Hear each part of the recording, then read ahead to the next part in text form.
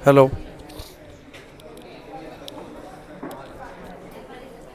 आज की क्लास बड़ी इंपॉर्टेंट है क्योंकि इस साल जो बोर्ड में क्वेश्चन आया था वो इसी टॉपिक से आया था जो हम आज करेंगे। ठीक है, सेम क्वेश्चन, मतलब जो टॉपिक हम आज करते हैं उसी आज करेंगे, बेसिकली उसी से ही क्वेश्चन था, बिल्कुल सेम 2 नंबर का। वो तो सीबीएसई की मर्जी है, वो कहीं से भी दे देती है कभी कभी। चलिए तो स्टार्ट करते हैं।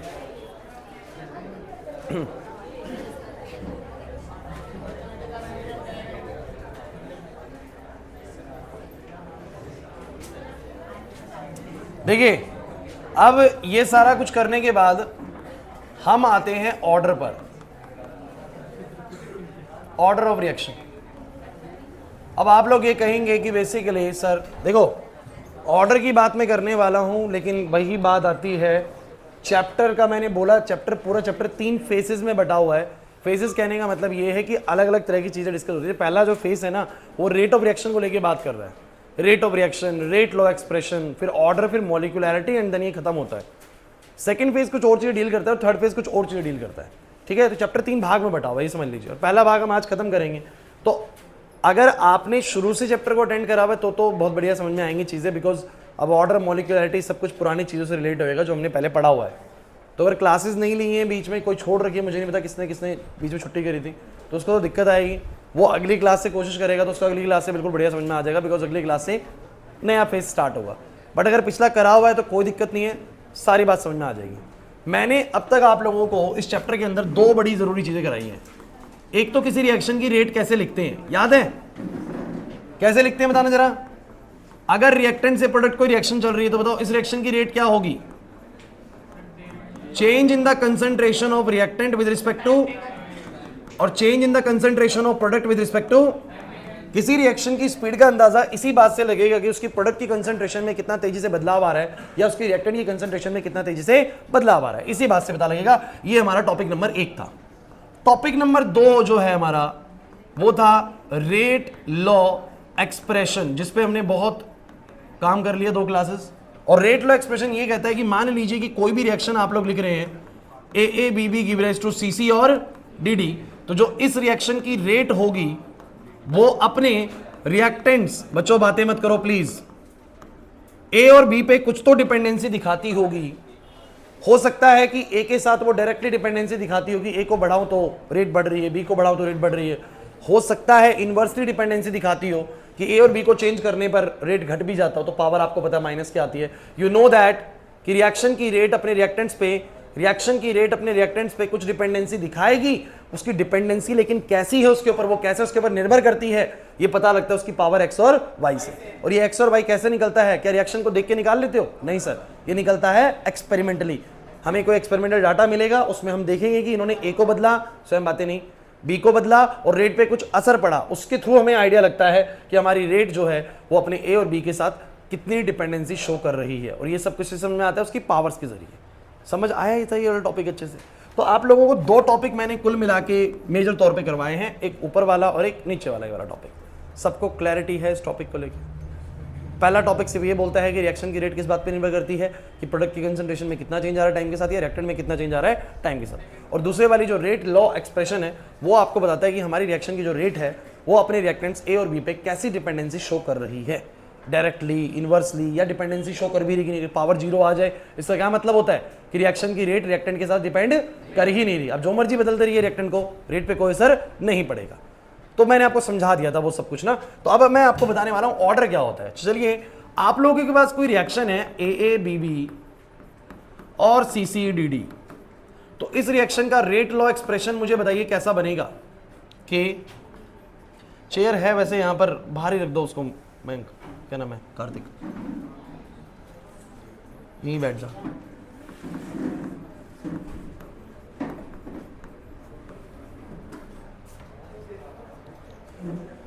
तो आप लोग सभी बच्चे जानते हैं कि अगर मेरे को कोई ऐसी रिएक्शन मिली देवदत्त, तो मैं इस रिएक्शन का क्या निकालूंगा? Rate law expression. Rate law expression जो कि कुछ ऐसा लिखा जाएगा, k टाइम्स ऑफ a की पावर x और b की पावर y। निकलेगा कैसे हम जानते हैं, इसके लिए मुझे एक्सपेरिमेंट्स करके देखने पड़ेंगे। मुझे देखना पड़ेगा कि ए को पहले इतना लिया फिर इतना बदला तो क्या असर पड़ा, बी को इतना लिया फिर इतना बदला तो रेट पे क्या असर पड़ा, उसके जरिए मुझे इस एक्स और वाई की पावर का अंदाजा लग जाएगा। लेकिन ऑर्डर क्या होता है, ऑर्डर बस सिंपल सी चीज होती है।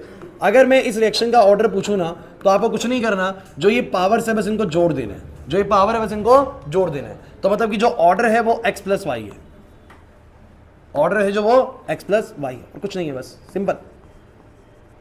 अच्छा, इस x और y से मुझे रिएक्शन की रेट की सेंसिटिविटी पता लगती है कि वो कितनी सेंसिटिव है अपने रिएक्टेंट्स के साथ। जैसे छोटी पावर है तो आप जानते हो कि वो कम सेंसिटिव है, और बड़ी पावर है तो बहुत बार सिखा चुका हूं मैं ये चीज कि अगर पावर 1 है तो आपको पता है कि कम सेंसिटिव, और पावर अगर 3 या 4 है तो मतलब कि रिएक्शन की रेट अपने पर्टिकुलर रिएक्टेंट के साथ बोलो क्या है, ज्यादा सेंसिटिव है।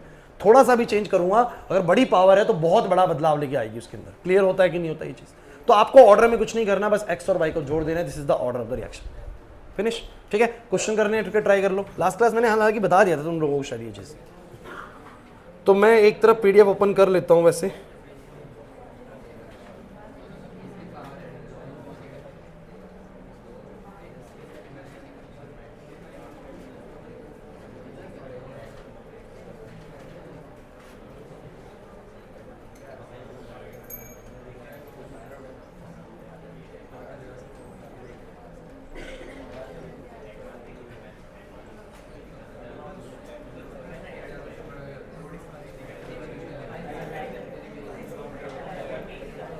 श्योर नहीं भाई?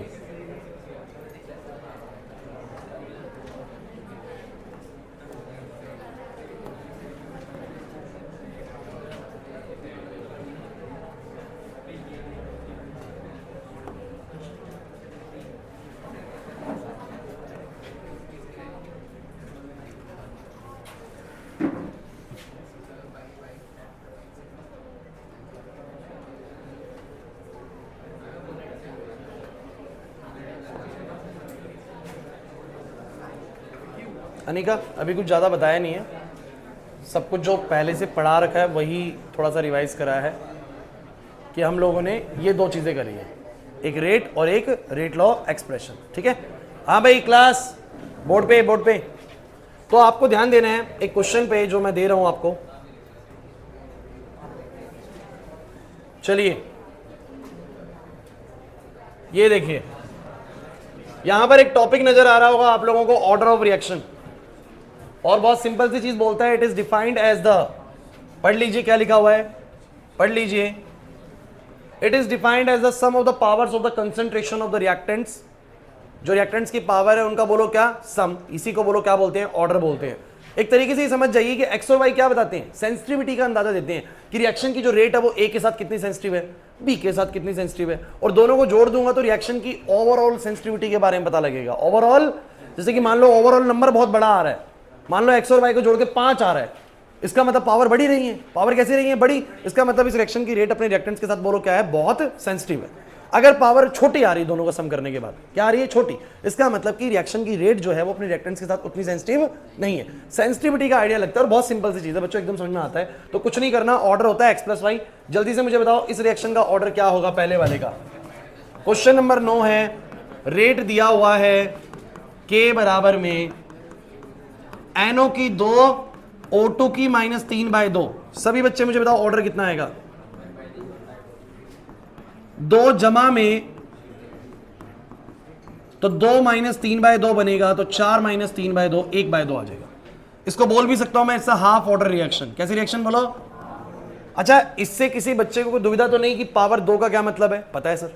नेगेटिव पावर का मतलब पता है सर। पावर आपको पता है किसी भी रिएक्टेंट की पॉजिटिव भी आ सकती है, नेगेटिव भी आ सकती है, जीरो भी हो सकती है, और फ्रैक्शन में भी हो सकती है।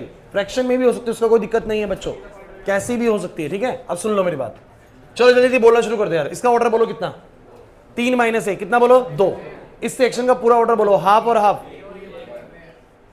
पावर हाफ का मतलब समझ रहे वैसे आप, कि मान लो इसको 4 गुना करूंगा, H2 को कितने गुना करूंगा, 4 गुना, तो 4 की पावर हाफ। किसी की पावर हाफ का मतलब होता है रूट। क्या होता है? तो मतलब कितना आएगा, 2 टाइम्स। मतलब कि इसको मैं 4 टाइम्स करूंगा बट रिजल्ट मुझे 2 टाइम्स मिलेगा, तो मतलब क्या हो रहा है, उसका रूट हो रहा है। क्या हो रहा है, रूट। रूट मतलब पावर हाफ। अब वैसे भी सोल्व कर सकते हो 4 की पावर हाफ को, कि मैं 4 को लिख दूंगा 2 का स्क्वायर, और पावर्स होती है मल्टीप्लाई, तो भी 2 ही आएगा। जितनी बात समझ में आ रही है? क्लियर है यश? अरे नहीं आ रहा समझ?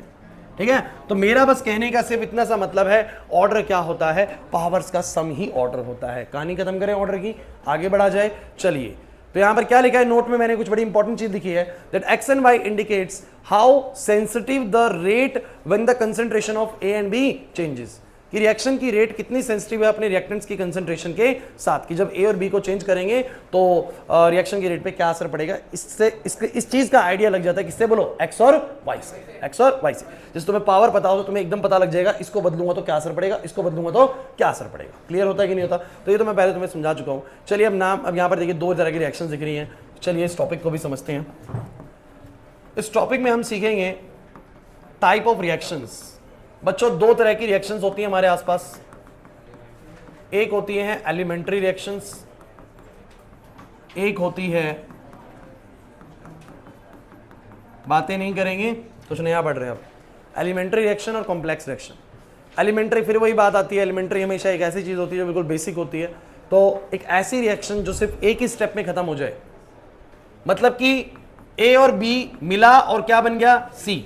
अच्छा मुझे बताइए, अगर कोई रिएक्टेंट, ध्यान दो दिवांशु, कोई मान लो प्रोडक्ट ना 2 चीजों के मिलने से बनना है, जैसे कि मान लो, ढक्कन ही नहीं किसी पेन पे, एक पेन देने से ढक्कन दिखाना अंश, ये पेन बनना है। अब ये पेन बनना भी एक तरह का रिएक्शन मान लेते हैं हम इसको। तो मैं बोलूंगा कि ये कितने स्टेप्स में जाके बनेगा, मान लीजिए 2 चीजें हैं ना, तो ए और बी, मतलब इनको मिलाएंगे, एक स्टेप हुआ खत्म। मतलब ये जो बनना है, ये पूरा जो प्रोसेस है, ये कितने स्टेप में हो जाएगा, एक स्टेप में हो जाएगा। Single step reaction. कोई भी रिएक्शन जो एक स्टेप में पूरी हो सकती है, उस रिएक्शन को बोलो क्या बोलेंगे, एलिमेंट्री रिएक्शन। क्या बोलेंगे, एलिमेंट्री रिएक्शन। क्लियर हो गया कि नहीं हो गया? लेकिन मुझे तुम बताइए, जैसे पैनल बना होगा बेसिकली, तो क्या ये एक स्टेप में बना होगा, 2 चीजों को जोड़ा और बन गया? नहीं सर, बेसिकली इसके अंदर बहुत सारी चीजें लगाई गई होंगी। ए चीज लाए होंगे, फिर बी चीज लाए होंगे, फिर सी, फिर डी, फिर ऐसे करके कई सारी चीजें मिली, तब जाके पूरा एक पैनल तैयार हुआ। तो बेसिकली वो कैसा रिएक्शन हुआ, बोलो कॉम्प्लेक्स रिएक्शन। क्यों? कॉम्प्लेक्स रिएक्शन का मतलब क्या होता है कि कोई एक ऐसी रिएक्शन जो एक स्टेप में हो ही नहीं सकती। अब क्यों नहीं हो सकती वो एक स्टेप में? क्योंकि वो जितनी चीजों से मिलकर बन रही है ना, वो 2 या 3 नहीं है, वो नंबर्स में बहुत ज्यादा है, और बहुत ज्यादा चीजें कभी भी एक स्टेप में एक साथ नहीं मिल सकती है। इसको समझाने के लिए मैं कई सारे एग्जांपल्स दूंगा, बस आप लोगों को ना बोर्ड पे बस बने रहना है, तभी समझ आएगा। बड़ा इंपॉर्टेंट टॉपिक है। तो मान लेते हैं कि पहले क्या हुआ कॉम्प्लेक्स सेक्शन में, ए से ए और बी मिलकर कुछ सी बना, बातें नहीं वंश। सी में कुछ डी मिला, तब जाके बोलो क्या बना। ई में कुछ एफ मिला, तब जाके बोलो क्या बना। तो ये मेरा जो जी है ना, ये फाइनल प्रोडक्ट है। जी क्या है बोलो, ये जी मेरा फाइनल प्रोडक्ट है। ध्यान देना है सब बच्चों को, जी मेरा यहां पर फाइनल प्रोडक्ट है। और ये जो जी बना, आपके हिसाब से भी जो रिएक्शन मैंने बोर्ड पे लिखी है, क्या ये एक स्टेप में बना? नहीं सर, पहले ए और बी ने मिलकर सी बनाया, फिर सी किसी डी से मिला, फिर ई बना, फिर ई किसी एफ वाली चीज से कंबाइन हो, तब जाके फाइनली जी बना। अगर मैं इस रिएक्शन को थोड़ा सा और क्लियरली समझना चाहूं तो मैं इनको जोड़ूंगा, और जोड़ने देखो मुझे क्या मिलेगा, मुझे और क्लैरिटी आएगी इस टॉपिक को लेके। मैं बोलूंगा कि ए जमा बी, अच्छा सी लेफ्ट में भी आएगा और सी, तो काट देते उसको, तो जैसे थर्मोडाइनमिक्स में करते थे हेसिस लॉ के अंदर, करते थे कुछ ऐसा, सी इधर भी, सी उधर भी कट जाएगा, डी, फिर ई इधर भी आएगा, इधर भी आएगा, कट जाएगा, प्लस में एफ। एक्चुअली में जो ये जी है ना, वो 4 चीजों का कॉम्बिनेशन है। कौन सी 4 चीजें? ए, बी, डी और एफ। मतलब ये 4 चीजें जब मिल जाएंगी तो जी बन जाएगा। मतलब ऐसा नहीं है कि जी के लिए बहुत सारी 4 चीजें चाहिए तब जाके जी बन जाएगा। लेकिन मुझे तुम एक बात बताओ, ये जो 4 चीजें हैं, मान लीजिए आपने किसी रिएक्शन मिक्सचर के अंदर इन चारों को डाला, मान लीजिए टेस्ट ट्यूब के अंदर आपने ये 4 चीजें डाली, ए भी डाला, बी भी डाला, डी भी डाला और एफ भी डाला। अरे 4 तरह के आपने सॉल्यूशंस डाल दिए इसके अंदर, एक सॉल्यूशन, दूसरा, तीसरा, चौथा, और इन चारों के जब मॉलिक्यूल्स मिल जाएंगे तब जाके जी बनेगा। तो कितने चांसेस हैं आपके अकॉर्डिंग, आप मुझे बताइएगा, कितने चांसेस हैं आपके अकॉर्डिंग कि इन चारों के मॉलिक्यूल्स साइमल्टेनियसली कोलाइड करके एक ही स्टेप में जी को बना देंगे? कितने चांसेस हैं? बहुत ज्यादा या बहुत कम? साइमल्टेनियस का मतलब समझते हैं कि चारों आए और एक साथ टकराए और जी बन गया। जब तक ये चारों नहीं मिलेंगे तो जी नहीं बनेगा, जब तक ये चारों नहीं मिलेंगे तब जी नहीं बनेगा। और कितने चांसेस आपको लग रहे हैं कि रिएक्शन मिक्सचर में चारों साइमल्टेनियसली कोलाइड करके बन जाएगा? चांसेस बहुत कम है बच्चों। एक्चुअल में क्या प्रोसेस हुआ होगा?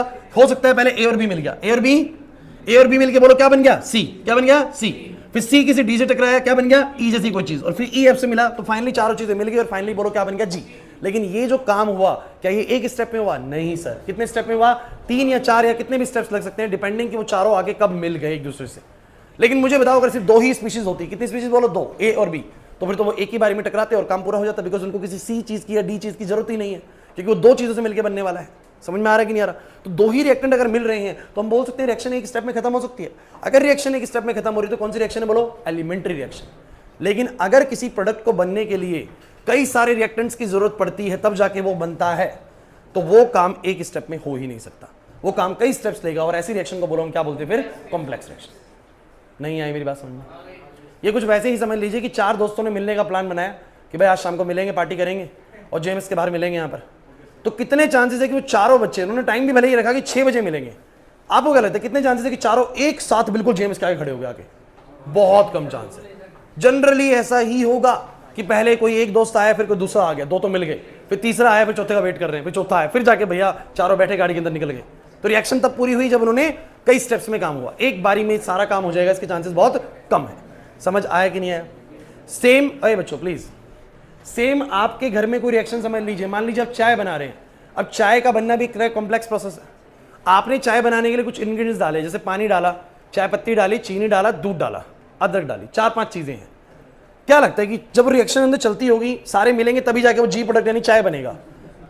अरे इधर क्या लगता है कि अंदर जो रिएक्शन होती होगी, क्या 5-6 चीजें जो हैं, चाय पत्ती, पानी, दूध, अदरक वगैरह, चीनी वगैरह, सब एक साथ कंबाइंड होते होंगे? नहीं सर, हो सकता है पहले चाय पत्ती और पानी रिएक्शन कर रहे हैं, फिर उनके साथ चीनी के पार्टिकल्स भी मिल जा रहे हैं, फिर अदरक भी मिल जा रही है, तो थोड़ी देर तक आपने 5-7-10 मिनट तक उसको चलने दिया, और फिर जब सारे पार्टिकल्स ऐसे कंबाइंड हो गए, उन्होंने टाइम लिया, 1 या 2 मिनट ऐसे रख के देख लीजिए, एक बार गैस पे सिर्फ 1 मिनट के लिए चाय को रख के देख लीजिए, आपको दूध का टेस्ट अलग से आ जाएगा, क्योंकि दूध अभी प्रॉपरली चाय से मिला ही नहीं है। इसलिए बोलते हैं ना, चाय जितनी पक जाएगी उतनी बढ़िया लगेगी।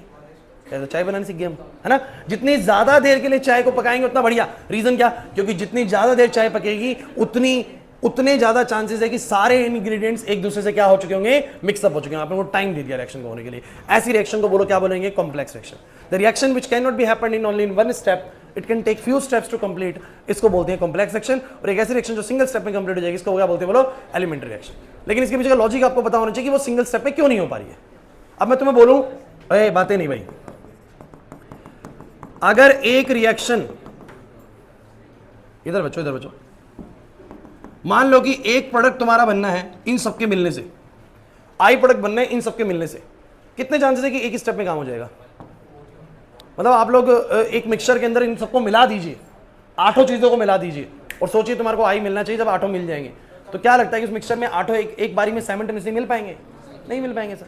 हो सकता है पहले ए और बी मिल गए, हो सकता है डी और ई मिल गए, फिर एफ और जी मिल गए, सी और एच मिल गए, फिर ये एक दूसरे से कंबाइन हुए, ऐसे करके 5-6 स्टेप या 3-4 स्टेप्स में जाके काम पूरा होगा, तब जाके रिएक्शन पूरी हो पाएगी।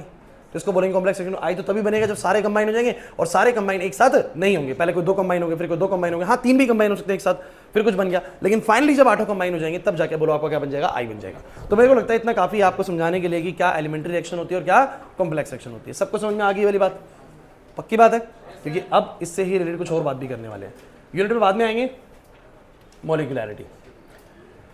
चलिए मॉलिक्यूलैरिटी पे भी आते हैं, लेकिन उससे पहले कुछ सिखाता हूं आपको।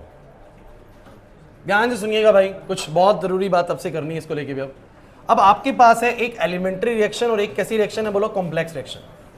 फिलहाल के लिए इसको हटा देते हैं, ऑर्डर की बात करते हैं। बच्चों प्लीज बातें कर रहे हो आप लोग, कुछ बच्चे। अब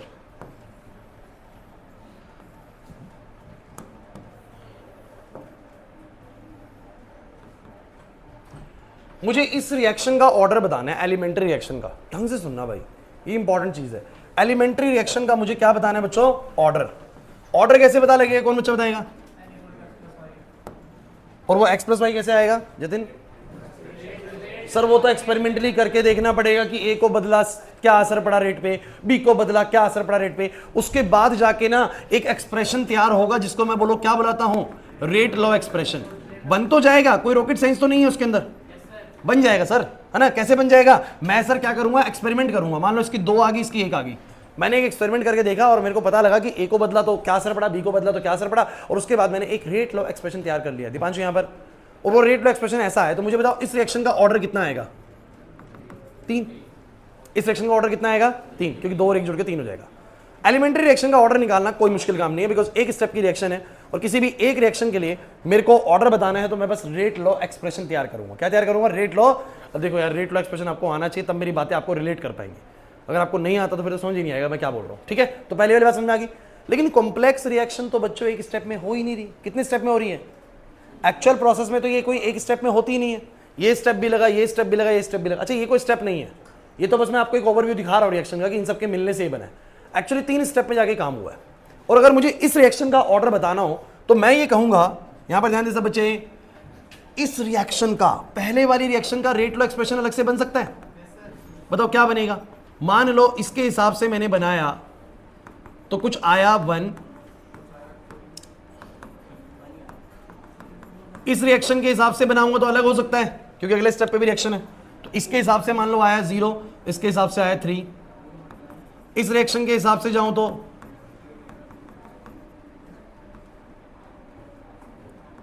सुनते चलना बस आप लोग, ध्यान से देखते चलो, बड़ा ही इंपॉर्टेंट क्वेश्चन है। यहां पर चेंज कर देता हूं, वैल्यू थोड़ी सिंपल सी कर देता हूं।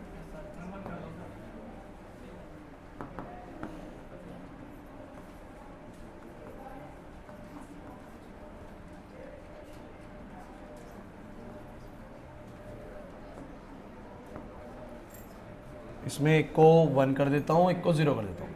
अच्छा, प्रॉब्लम बताओ क्या है? क्योंकि ये रिएक्शन कोई एक स्टेप में हो ही नहीं रही। अब ढंग से सुनना भाई, अगले 5 मिनट बहुत क्रूशियल है। ये वाली रिएक्शन तो एक ही स्टेप में हो रही है, इससे कोई पंगा ही नहीं है, इसका रेट लॉ एक्सप्रेशन बनाया, इसका ऑर्डर बना दिया। बट जो कॉम्प्लेक्स रिएक्शन होती है वो एक स्टेप में कई स्टेप्स लगते हैं, पहला स्टेप, दूसरा स्टेप, तीसरा स्टेप। सपोज करते हैं कि हमने कुछ एक्सपेरिमेंट्स के जरिए इस स्टेप का भी रेट लॉ बना लिया, इसका भी रेट लॉ एक्सप्रेशन बना लिया, इसका भी रेट लॉ एक्सप्रेशन बना लिया, जो कि हमें बनाना आता है कि एक्सपेरिमेंट करके पता चल जाएगा। सीधी बात समझ आ रही है यहाँ तक की? तो मुझे बताओ इस वाले स्टेप के हिसाब से ऑर्डर कितना आएगा? इस वाले स्टेप के हिसाब से ऑर्डर कितना आएगा? पहले वाले के हिसाब से 2, इस वाले के हिसाब से ऑर्डर कितना आएगा? और इस वाले के हिसाब से ऑर्डर कितना आएगा? 1।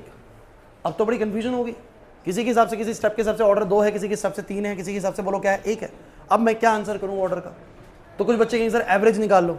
एवरेज नहीं निकालना। अब मैं यहां पर आपको एक प्रोसेस समझाऊंगा। एक्चुअली जब भी कोई रिएक्शन कॉम्प्लेक्स होती है, मतलब जब भी कोई रिएक्शन कई स्टेप्स में होने वाली है, तो उनमें से कोई एक स्टेप ऐसा होता है जो रेट को डिटरमाइन करता है, जो रेट को डिसाइड करता है, जो ऑर्डर को डिसाइड करता है। मतलब सबसे इंपॉर्टेंट स्टेप वही होता है। अब इस बात को समझने के लिए मैं इस टॉपिक से थोड़ा सा बाहर आऊंगा और आपसे एक जनरल डिस्कशन करूंगा, थोड़ा ढंग से सुनना उस चीज को। 2 एग्जांपल्स दूंगा, दोनों के सवाल आप लोगों को सोचने कुछ कहानी की तरह है। जैसे कि मान लीजिए कि जेएमएस की तरफ से, मतलब कई सारे कोचिंग सेंटर्स के बीच में एक रिले रेस होनी है। ठीक है, रिले रेस समझते हैं ना, कि एक रेस होगी जिसके अंदर क्या होंगे, जैसे मान लो 4 लोगों की टीम है, हमने अपने सेंटर से 4 लोग भेजे, ऐसे ही किसी दूसरे सेंटर से 4 लोग आए, किसी तीसरे सेंटर से 4 लोग आए। समझ रहे बात को? समझना बात को ध्यान से। और उन मतलब हमारी टीम के जो 4 लोग हैं ना, वो ऐसे भागेंगे, एक ट्रैक है पूरा का पूरा, एक पर्सन यहाँ पर है, एक पर्सन यहाँ पर, एक पर्सन यहाँ पर, एक पर्सन यहाँ पर है। ध्यान से ना भाई अजय, ABCD, और ये भागेगा, इसको ताली देगा, फिर ये आगे भागेगा, इसको ताली देगा, फिर ऐसे करके पूरा एक सर्कल पूरा हो जाएगा। मतलब पूरी रेस को कोई एक बच्चा पूरा नहीं करेगा, 4 लोग मिलकर पूरा करेंगे। समझने की कोशिश करना, बहुत सिंपल सी चीज है। मान लेते हैं हमने अपने सेंटर से 4 बच्चे भेजे रेस के लिए। कौन कौन भेजे? अजय को भेज दिया, अजय तेज भागता है मान लेते हैं। और किसको भेजा? समर को भेज देते हैं। चलो दिव्यांशु को भेज देते हैं। दिव्यांशु सो जाएगा, चलो ठीक है। और जतिन को भेज देते हैं। अब मान लेते हैं ये 4 बच्चे मैंने अपने सेंटर से भेजे रेसिंग करने के लिए। भाई रिले रेस में रेस पता लग गई ना कैसी रेस है? कहीं तुम सोच रहे हो इन 4 के बीच में रेस लग रही है? नहीं, ये एक टीम का हिस्सा है। ये भागेगा, इसको ताली देगा, ये भागेगा, इसको ताली देगा। सुनना ध्यान से, फिर मैं एक और एग्जांपल दूंगा। अब अजय भागेगा, इसको ताली देगा, ये भागेगा, इसको ताली देगा। अब मान लेते हैं कि इस पूरे सेंटर में 4 बच्चे मैंने भेजे और इन 4 में से मुझे पता है सबसे फास्ट जो भागता है वो अजय भागता है। सबसे फास्टेस्ट है अजय, सबसे फास्टेस्ट बच्चा यहां पर अजय है, और सबसे स्लोवेस्ट है दिव्यांशु। इसमें ढीला बच्चा है ना इन 4 के बीच में, और ये दोनों मॉडरेट स्पीड से भागते हैं। अब मेरा आपसे एक सवाल है, हमारा जो जीतना है, मतलब जो हमारी पूरी, अब इसको ना, इसको रिएक्शन की तरह रिलेट करो कि कॉम्प्लेक्स रिएक्शन है। पहला स्टेप, दूसरा स्टेप, तीसरा स्टेप, चौथा स्टेप। पहला स्टेप, दूसरा स्टेप, तीसरा स्टेप, चौथा step, reaction complete. That's a complex reaction. एक स्टेप में नहीं होने वाली, 4 स्टेप में होने वाली है। मेरा आपसे ये पूछना है कि जो हमारी जीतने की जो रेट है, हम कितने जल्दी इस रिएक्शन को पूरा कर लेंगे, ये निर्भर कौन से स्टेप पे ज्यादा कर रहा है। ध्यान से सुनना, कौन से स्टेप जो होगा वो रेट डिटरमाइनिंग स्टेप होगा। हमारा जीतना पूरी तरीके से किस पर निर्भर करेगा? अजय पर, समर पर, दिव्यांशु पर या जतिन पर? कितनों को लगता है, देखो अजय पर करेगा। सर कितनों को लगता है अजय पर करेगा सर हम जीतेंगे या हारेंगे? जल्दी बताइए, ये रिएक्शन कितनी जल्दी कंप्लीट होगी? ये अजय पर निर्भर करेगा। कितने बच्चों होता है हैंड रेस करें क्लास के अंदर? अरे प्रॉपरली कर लो भाई, ऐसे क्या होता है? कुछ ऐसे करते हैं, ऐसे पूरा प्रॉपर हैंड रेस करो ना। ठीक है, कितनों को लगता है कि सर दिव्यांशु डिसाइड करेगा हम जीतेंगे हारेंगे? दिव्यांशु, दिव्यांशु। अच्छा, बाकियों को समारोह जतिन लग रहे हैं? अरे यार मेरे को लगता है 12-13 बच्चों ने हाथ खड़े करे, 6-7 ने इस पे, 6-7 ने इस पे, और बाकी क्या इनके ऊपर है? अबे 4 में से 2 ऑप्शन तो वैसे एलिमिनेट है, इनका कोई यहाँ पर कुछ खास वो नहीं है। देखिए अब समझिए, अब एक और बात। अरे सुनो सुनो सुनो, इस एग्जांपल को समझ लिया, कुछों के जवाब ये हैं, कुछों के जवाब ये हैं, और मेरे को लगता है 2 ही जवाब आपके होने चाहिए। कुछों ने हैंड रेस नहीं करा, लेकिन या तो जवाब आपका अजय है या आपका जवाब बोलो क्या है? दिव्यांशु। पहले मुझे बस इतना बताओ, सिचुएशन क्लियर है आप लोगों को? ये रिएक्शन ऐसी है जो 4 स्टेप में हो रही है, मतलब कॉम्प्लेक्स रिएक्शन है, रिएक्शन पूरी हो जाएगी 4 स्टेप में। मैं लेकिन आपसे पूछ रहा हूं कि मेरी इस पूरी रिएक्शन की रेट जो है वो किस स्टेप पर सबसे ज्यादा डिपेंडेंसी शो कर रही है? तो कुछ बच्चे कहते हैं अजय वाले स्टेप पर, और कुछ कह रहे हैं दिव्यांशु वाले स्टेप पर। चलिए इसके लिए एक छोटा सा एग्जांपल, 2 मिनट का एग्जांपल और है मेरे पास, एक और समझिए। मान लेते हैं कि एक साइकिल फैक्ट्री है, ठीक है, कोई सी फैक्ट्री की इमेजिन कर सकते हैं, साइकिल फैक्ट्री है, ये साइकिल्स बनाती है ना, साइकिल्स बनाती है एक साइकिल फैक्ट्री, समझना मेरी बात को। और साइकिल बनाने के लिए जो चीजें चाहिए मैं आपको बता देता हूं। जैसे कि मान लीजिए इसकी फैक्ट्री में जो काम करने वाले हैं वो 200 पेयर ऑफ टायर बनाते हैं। पेयर ऑफ टायर का मतलब है 200 साइकिल्स। ऐसा मत समझना कि 100 साइकिल तैयार होंगे, 2 टायर लगेंगे। 200 का मतलब है 200 साइकिल्स, पेयर बोला मैंने, ठीक है। मान लो कि घंटी बनाने वाला 400 घंटी बना देता है, ठीक है। सीट बनाने वाला 500 सीट बना देता है, बहुत तेजी से काम कर रहा है, बहुत तेजी से काम कर रहा है, 500 सीट बना देता है। और मान लेते हैं कि 100 चेन सेट तैयार होते हैं और 50 हैंडल्स तैयार होते हैं, समझ लेना, ठीक है। अरे ब्रेक मतलब सब कुछ चीजें और हैं, मान लेते हैं इन्हीं को लेके चलते हैं, ठीक है। या चलो ब्रेक भी लेना, ब्रेक ले लो, 30 ही ब्रेक बनते हैं। अब मेरा बस आपसे सवाल ये है कि साइकिल बनना भी एक कॉम्प्लेक्स प्रोसेस होगी, बिकॉज एक स्टेप से हो ही नहीं रही। एक स्टेप ये वाला होगा, फिर ये वाला स्टेप, फिर ये वाला स्टेप, सारी चीजें जुड़ेंगी तब जाके काम होगा, मतलब कॉम्प्लेक्स सेक्शन है। भाभी बात समझ में आ रही है? कॉम्प्लेक्स सेक्शन है। अब मेरी बात को समझने की कोशिश करना, मुझे बताइए इस कंपनी में कितनी साइकिल दिन की तैयार होंगी? अगर एक दिन का प्रोडक्शन कुछ ऐसा, 30 ही बनेंगी ना, 30 ही बनेंगी। सबका आंसर अब 30 हो गया। मतलब कि सबसे स्लोवेस्ट स्टेप इस पूरी में कौन है बोलो? ये ब्रेक बनाने वाला आदमी बहुत स्लो है भाई। अरे किसी को साइकिल बना के बिना ब्रेक की थोड़ी दे देंगे, ब्रेक कल लगवा लेना। बिना ब्रेक की तो दे नहीं सकते, कंप्लीट साइकिल देनी पड़ेगी, या उसको सीट दे दी भाई, बाकी चीजें कल लगवा ली, बैठ तो चला जा, ऐसा कुछ नहीं हो सकता है ना। साइकिल बना, भले ही वो 500 सीट बना रहा है, सबसे ज्यादा फास्टेस्ट वाला ये अजय है ना, भले ही 500 सीट बन रही है, कोई फायदा नहीं है जब तक ब्रेक वाला ब्रेक तैयार करके नहीं देगा साइकिल कंप्लीट। तो इस पूरी कॉम्प्लेक्स रिएक्शन की जो रेट है, मतलब रेट मतलब कितना तेजी से बनेंगी चीजें, पूरी हो पाएंगी, ये सब कुछ किस पे डिपेंड हो गया? सबसे स्लोवेस्ट स्टेप पे या सबसे फास्टेस्ट स्टेप पे? बताओ जरा। It is the slowest step which will decide the overall rate of the reaction. In a complex reaction, it is always the slowest step which will decide the overall rate of the reaction. Overall rate को decide हमेशा slowest step करता है। अब यहां पर आप बोल रहे थे अजय जितवाएगा, दिव्यांशु यहां पर बैठ जाए, मैं भाग ही नहीं रहा। अब क्या कर लोगे? कर लो तुम लोग, जीत लो। अजय आया, इसको कर दिया इसने 1 मिनट में कंप्लीट अपना ट्रैक जो है। अभी दिव्यांशु कह रहा मैं भागूंगा ही नहीं, हार गए ना, स्लो है बिल्कुल भाई, नहीं भाग रहा। तो it is the slowest step भैया, यही डिसाइड करेगा जीतेंगे या हारेंगे। वो तो करेगा अपना काम पूरा, बट ये डिसाइड करेगा। क्लियर हो गया कि नहीं हो गया? तो आपको क्या करना है? बस भाई इधर देखो। तो भाई एग्जामिनर क्या करता है ना, हाँ भाई एग्जामिनर क्या करता है, वो आपको बोलता है कि ये 3 स्टेप है, वैसे ही बताता है बस। और मतलब एक कॉम्प्लेक्स सेक्शन 3 स्टेप में पूरी हो रही है, लेकिन इन तीनों में से सबसे स्लोवेस्ट स्टेप जो है ना वो ये वाला है, सबसे स्लोवेस्ट स्टेप ये वाला है, वो बता देता है this is the slowest step. तो मुझे बताइए हमारी इस पूरी कॉम्प्लेक्स रिएक्शन का जो सबसे रेट डिटरमाइनिंग स्टेप होता है वो कौन सा होता है बोलो? Slowest step. मतलब यही रेट को डिसाइड करेगा हमारे रिएक्शन की ऑर्डर क्या हो जाएगी बोलो? 3 हो जाएगी। क्या हो जाएगी? 3। सो मैं एक सिंपल सी बात आपसे कह रहा हूं कि एलिमेंट्री रिएक्शन की ऑर्डर में तो कंफ्यूजन ही नहीं है, बिकॉज रिएक्शन ही एक है, एक ही रिएक्शन है, उसका रेट लो एक्सप्रेशन तैयार करेंगे, ऑर्डर बता देंगे। प्रॉब्लम किसमें थी बोलो? कॉम्प्लेक्स रिएक्शन में। कॉम्प्लेक्स रिएक्शन में कई स्टेप में रिएक्शन पूरी हो रही थी, तो हमने क्या करा, कि पूरे 3 या 4 स्टेप्स में से कौन से स्टेप से रेट को डिटरमाइन करूं, तो it is always the slowest step which will determine the overall rate of the reaction. तो जिस स्टेप पे स्लोवेस्ट स्टेप लिखा होगा आप बोलेंगे वही रेट को डिटरमाइन करेगा, उसी के अकॉर्डिंग आंसर आएगा हमारा ऑर्डर का, तो बाकी से कोई मतलब नहीं है हमें। It is always the slowest step, तो मैं लिख देता हूं क्या, it is always the slowest step which will decide the overall rate of the reaction.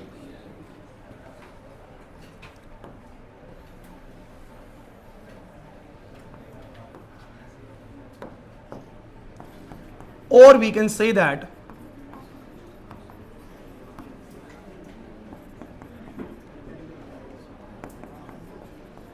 in a complex reaction,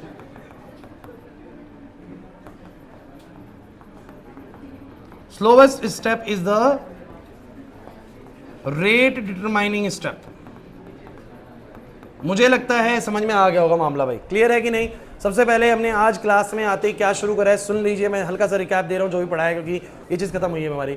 हमने पढ़ा ऑर्डर क्या होता है। ऑर्डर क्या होता है आयुष, एक रेट लॉ एक्सप्रेशन जब आपका तैयार हो जाता है, पहली बात वो भी कैसे तैयार होता है सर, वो भी किसी एक्सपेरिमेंटल डाटा से ही तैयार होगा, एक्सपेरिमेंटली तैयार होगा। तो रेट लॉ एक्सप्रेशन तैयार होने के बाद आदर्श जो पावर्स का सम होता है वही बोलो क्या होता है, ऑर्डर होता है। डायरेक्टली ऑर्डर का क्वेश्चन आ सकता है, ऑर्डर पता लग गया सर में। अब जब ऑर्डर पता लग जाएगा तुम लोगों को, फर्स्ट ऑर्डर जो भी है, मतलब वटेवर ऑर्डर होता है एक्स प्लस वाई, क्या होता है बोलो, डन, ये वाली चीज। उसके बाद मैंने आपको सिखाया 2 तरह की रिएक्शंस होती है, एक एलिमेंट्री और एक बोलो क्या, कॉम्प्लेक्स। एलिमेंट्री क्या, ऐसी रिएक्शन जो एक ही स्टेप में पूरी हो जाएगी, वो एलिमेंट्री, और जो कई स्टेप्स देगी वो क्या, कॉम्प्लेक्स। अच्छा, कई स्टेप्स के कारण क्या है मुझे बस बता दो, कई स्टेप में क्यों पूरा हो पा रही है, क्योंकि कभी कभी कोई रिएक्टेंट को बनने के लिए कई सारे रिएक्टेंट्स के बाद ही, मतलब कई रिएक्टेंट्स के कॉम्बिनेशन से बनने वाला है, तो कई सारे रिएक्टेंट साइमल्टेनियसली मिल जाएंगे, इसके चांसेस क्या होते हैं, बहुत कम। मेरे 7 रिएक्टेंट मिलके अगर कोई प्रोडक्ट बनने वाला है तो सातों एक साथ नहीं मिल पाएंगे कभी भी, पहले कोई 2 मिलेंगे, 3 मिलेंगे, तो इसलिए वो कभी भी एक स्टेप पे नहीं हो पाती। वो क्या बोलते थे बोलो, कई स्टेप में होगी, इस सेक्शन को बोलो क्या बोलते थे, कॉम्प्लेक्स सेक्शन। तो आपको एलिमेंट्री कॉम्प्लेक्स का डिफरेंस समझ में आ गया था। फिर मैंने बोला था कि एलिमेंट्री का ऑर्डर कैसे डिटरमाइन करते हैं और कॉम्प्लेक्स का कैसे। तो एलिमेंट्री का ऑर्डर तो सिंपल तरीके से हो जाएगा भैया, रेट लॉ एक्सप्रेशन बनाएंगे, ऑर्डर जोड़ देंगे, बस पता होना चाहिए, निकलवाएगा कोई नहीं आपसे, बस आपको पता होना चाहिए कि कैसे निकलता है। बस वो आपसे क्वेश्चन पूछता है कि बताओ कॉम्प्लेक्स रिएक्शन में कौन सा स्टेप रेट को डिसाइड करता है, तो आप बोलेंगे it is the slowest step which will decide the overall rate of the reaction. Is this clear to you और नॉट?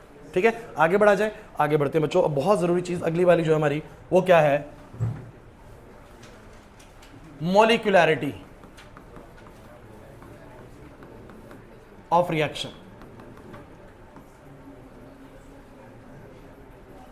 अब ये पूरा मुद्दा मैं आपको बढ़ाता हूं, बातें नहीं बच्चों, कोशिश करनी है आज हम ये चैप्टर का फर्स्ट फेज खत्म करें। मैं अगली क्लास से नया फेज स्टार्ट कराना चाहता हूं आप लोगों को, तो आज हमें सारा ये खत्म करना पड़ेगा। पढ़िए क्या है, the number of reacting species taking part in an elementary reaction. एक एलिमेंट्री रिएक्शन में, मतलब कैसी रिएक्शन जो एक स्टेप में हो रही है, कैसी रिएक्शन जो स्वयं इधर, एक ऐसी रिएक्शन जो एक स्टेप में हो रही है, उसमें कितने रिएक्टिंग स्पीशीज रिएक्ट कर रही हैं। The number of the reacting species taking part in an elementary reaction which must collide simultaneously to bring about the reaction.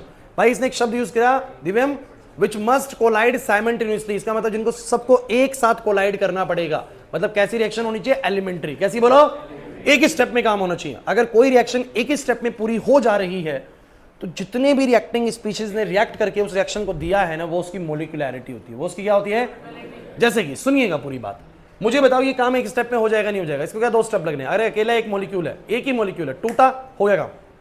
तो कितना स्पीशीज इसमें रिएक्ट कर रहा है बोलो, एक, तो इसकी मॉलिक्यूलैरिटी कितनी होगी, एक। कुछ भी नहीं है मॉलिक्यूलैरिटी।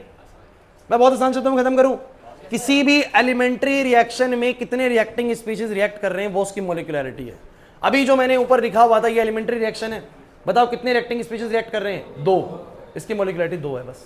जिसमें एक होगा उसकी मॉलिक्यूलैरिटी 1 होगी। लेकिन सुनिएगा कुछ ट्विस्ट आने वाला है, इसमें बताओ कितने मॉलिक्यूल्स है, 2। अरे 2 ही है भाई, 4 मत समझना, एक H2 और एक I2। दिवांशु यहां पर ध्यान दो, एक H2 और एक I2, तो बोलेंगे भैया इसका मॉलिक्यूलैरिटी कितना होगा, 2। कितने मॉलिक्यूल्स हैं, 2 तो NO है, एक O2 है, 3 मॉलिक्यूलैरिटी, 2 NO 1 O2। लेकिन अब मैं कुछ बोलने वाला हूं और सबकी नजरें बिल्कुल बोर्ड पे हो, क्योंकि मॉलिक्यूलैरिटी का सबसे इंपॉर्टेंट पॉइंट बोलने वाला हूं। 3 के बाद उसने मॉलिक्यूलैरिटी बतानी जरूरी नहीं समझी, क्योंकि मान लीजिए कि किसी रिएक्शन में 4 मॉलिक्यूल्स के बाद होने वाली रिएक्शन, 4 मॉलिक्यूल्स मिलेंगे तब रिएक्शन होगी। कोई रिएक्शन मुझे याद आ रही है रिएक्शन, मुझे याद आ रही है N2 प्लस में 3H2 give rise to 2NH3। तो मुझे तुम सब बच्चे बताओ इसमें कितनी रिएक्टिंग स्पीशीज होनी चाहिए? 4। बच्चों 4 स्पीशीज साइमल्टेनियसली कोलाइड कर जाएंगी, इसके चांसेस भी थोड़े कम ही है। मतलब उसने एक कंडीशन डाल रखी है मोलिकुलैरिटी में कि आपकी वो रिएक्टिंग स्पीशीज जो एक साथ कोलाइड करके एलिमेंट्री रिएक्शन देगी, एक साथ साइमल्टेनियसली कोलाइड करके एलिमेंट्री रिएक्शन देगी, उन नंबर ऑफ रिएक्टिंग स्पीशीज को बोलो क्या बोलते हैं? मोलिकुलैरिटी ऑफ द रिएक्शन। क्या बोलते हैं? लेकिन जब कभी भी स्पीशीज की संख्या 3 से ज्यादा होगी, 4 होगी, 5 होगी, 6 होगी, 7 होगी, तो उनके साइमल्टेनियसली कोलाइड करके एक ही स्टेप में रिएक्शन देने के चांसेस ही खत्म हो जाते हैं। तो मतलब कि उन केसेस के अंदर कॉम्प्लेक्स रिएक्शन होती है और कॉम्प्लेक्स रिएक्शन के लिए मोलिकुलैरिटी डिटरमाइन नहीं होती। उसने बोला है, बड़ी इंपॉर्टेंट लाइन बोली है, पढ़ते रहिए इसको, 2-3 बार समझना पड़ेगा। The number of reacting species taking part in an elementary reaction which must collide simultaneously to bring about the reaction is called molecularity. मतलब कि वो रिएक्टिंग स्पीशीज जिन्होंने एक साथ कोलाइड करके एक ही स्टेप में रिएक्शन को दे दिया, वो नंबर ऑफ रिएक्टिंग स्पीशीज क्या होती है? मोलिकुलैरिटी होता है। तो ये एक स्टेप में हो सकता है, एक रिएक्टेंट टूट सकता है एक स्टेप में, एक मोलिकुलैरिटी होगी। यहाँ 2 रिएक्टेंट एक साथ कंबाइन हो सकते हैं, H2O2 मिला, एक स्टेप में काम हो गया, H2O2 मिला, एक स्टेप में काम हो गया, 2 मोलिकुलैरिटी होगी। हाँ, मैं 3 तक भी सोच सकता हूं कि 2 NO और 1 O2, 2 NO, तीनों आए एक साथ कंबाइन हुए, हो गया एक स्टेप में, तो मोलिकुलैरिटी 3 होगी। लेकिन जब स्पीशीज की संख्या 3 से क्या हो जाती है? ज्यादा, तब वो काम एक स्टेप में होने के चांसेस ही बहुत कम हो जाते हैं। इसका मतलब अगर वो एक स्टेप में नहीं हो पा रहा, साइमल्टेनियसली कोलाइड करके रिएक्शन को नहीं दे पा रहा, तो फिर मोलिकुलैरिटी की बात होगी ही नहीं। बिकॉज मोलिकुलैरिटी में बड़ा इंपॉर्टेंट तौर पे बोला गया, वो रिएक्टिंग स्पीशीज जो एक साथ कोलाइड करके एक ही स्टेप में रिएक्शन को देती हैं, उनकी संख्याओं को बोलो क्या बोलते हैं? मोलिकुलैरिटी। तो मुझे तुम बताओ, जैसे नीचे वाली रिएक्शन है, इस रिएक्शन को ध्यान से देखना, सबको समझ में आ जाएगा। प्रकाश, इस रिएक्शन के अंदर कितने हैं? बोलो, 1 KCl है, 6 FeSO4 है, 3 ही है। बोलो कितने स्पीशीज है? 10। ये 10 मिलेंगे, यश, ये 10 मिलेंगे तब जाके ये काम होगा। वैसे तो हमने लिख दिया एक बारी में, जैसे मैंने इसको भी लिख दिया था एक बारी में, इसको मैंने लिख तो रखा था एक बारी में, लेकिन क्या लगता है एक बारी में हुआ होगा सर? ये नहीं सर, 3 स्टेप में हुआ है। तो वैसे उसने लिख दिया है भले ही कि भैया ये मिलके ये बनता है, लेकिन क्या लगता है आपको कि ये रिएक्शन एक स्टेप में हो जाएगी? आशीष, ये वाली जो रिएक्शन यहाँ पर लिखी हुई है 6, 3 और ये 10 मॉलिक्यूल्स मिलके ये बनने वाला है, क्या लगता है 10 मॉलिक्यूल्स साइमल्टेनियसली कोलाइड कर जाएंगे? पहले कोई 2 मिलेंगे, कोई 3 मिल सकते हैं, कोई 4 मिलेंगे, ऐसे करके मिल के 3 से 4 स्टेप के बाद जाके ये रिएक्शन पूरी हो पाएगी। बोला है कि नहीं? तो जब साइमल्टेनियसली कोलाइड ही नहीं कर पाए तो मोलिकुलैरिटी की बात नहीं होगी। तो यहां पर वो क्या लिखता है? मोलिकुलैरिटी ऑफ दिस रिएक्शन, ढंग से पढ़िएगा, molecularity of this reaction is not determined because it is a complex reaction and the probability of collision of these 10 molecules simultaneously is very low. मतलब आप कहें सर हो तो सकता है, तो बोल रहे हैं हो तो सकता है भाई, लेकिन इसके चांसेस बहुत कम है, इसलिए हम इसकी मोलिकुलैरिटी डिटरमाइन कहते हैं। नीचे कुछ वो लिखता भी है, यहां पर तो वैसे शायद नहीं लिखा हुआ, लेकिन मैं आपको बता देता हूं, मोलिकुलैरिटी अबव 3 इज वेरी रेयर। मैंने एक लाइन लिखी, मोलिकुलैरिटी अबव 3 इज, किसी भी रिएक्शन की मोलिकुलैरिटी 3 से ऊपर होगी, इसके चांसेस बहुत कम है। सोचो क्यों? सोचो, क्योंकि अगर मॉलिक्यूल्स की संख्या 3 से ज्यादा हो जाती है, में 4 होगी या 5 होगी या 6 होगी, तो उनके साइमल्टेनियसली कोलाइड करने की प्रोबेबिलिटी बहुत कम हो जाएगी। अरे 2 मॉलिक्यूल तो साइमल्टेनियसली कोलाइड कर जाएंगे, 3 भी कर सकते हैं, बट 3 से ज्यादा मॉलिक्यूल्स होने के बाद वो एक साथ कोलाइड कर जाएंगे, इसकी प्रोबेबिलिटी बोलो क्या हो जाती है? कम। इस कारण से मॉलिक्यूलैरिटी 3 से ऊपर हमें नहीं मिल पाती है। समझ में आया या कंफ्यूजन हो गया? प्रोडक्ट पे वैसे डिपेंड नहीं करेगा, मॉलिक्यूलैरिटी सिर्फ नंबर ऑफ रिएक्टिंग स्पीशीज है। बट बस ध्यान रखना, मॉलिक्यूलैरिटी सिर्फ किन रिएक्शंस की डिटरमाइन होती है? एलिमेंट्री। कॉम्प्लेक्स की डिटरमाइन, क्योंकि मॉलिक्यूलैरिटी में बोला गया है एक स्टेप में जब काम हो जाए तो जितनी रिएक्टिंग स्पीशीज थी वो उसकी मॉलिक्यूलैरिटी है। अगर स्टेप ही 2-3 लग गए तो फिर वो मॉलिक्यूलैरिटी डिटरमाइन। तो मॉलिक्यूलैरिटी सिर्फ किसके लिए डिटरमाइन होती है? एलिमेंट्री के लिए। कॉम्प्लेक्स के लिए? अच्छा, लेकिन ऑर्डर बताओ। ऑर्डर सर एलिमेंट्री के लिए भी डिटरमाइन होता है और कॉम्प्लेक्स के लिए भी। कॉम्प्लेक्स में स्लोवेस्ट वाला स्टेप ऑर्डर को डिटरमाइन कर देता है, बट मॉलिक्यूलैरिटी सिर्फ किसके लिए एग्जिस्ट करती है? एलिमेंट्री के लिए, कॉम्प्लेक्स के लिए नहीं करती। ये एक बड़ा डिफरेंस इन दोनों के बीच में। समझ आ रहा है कि नहीं आ रहा? आपको मॉलिक्यूलैरिटी समझ में नहीं आया शायद, तान्या नहीं आया समझ में? अच्छा, एक काम करते हैं, डिफरेंस पढ़ लेते हैं और अच्छा समझ में आ जाएगा। आ जाओ। वैसे यहां पर लिखा हुआ but is a rate determining step in a complex section, तो it is the slowest step which will be the rate determining step. अच्छा, एक काम करते हैं, चलो इसको पढ़ते हैं। ये आता है एग्जाम में 2 नंबर का क्वेश्चन, बहुत बार आता है। ऑर्डर और मॉलिक्यूलैरिटी के बीच का अंतर। पहला अंतर क्या है? पहला अंतर है सर डेफिनेशन। बच्चों, ऑर्डर, मॉलिक्यूलैरिटी, बातें नहीं करेंगे। पहला डिफरेंस है दोनों के बीच में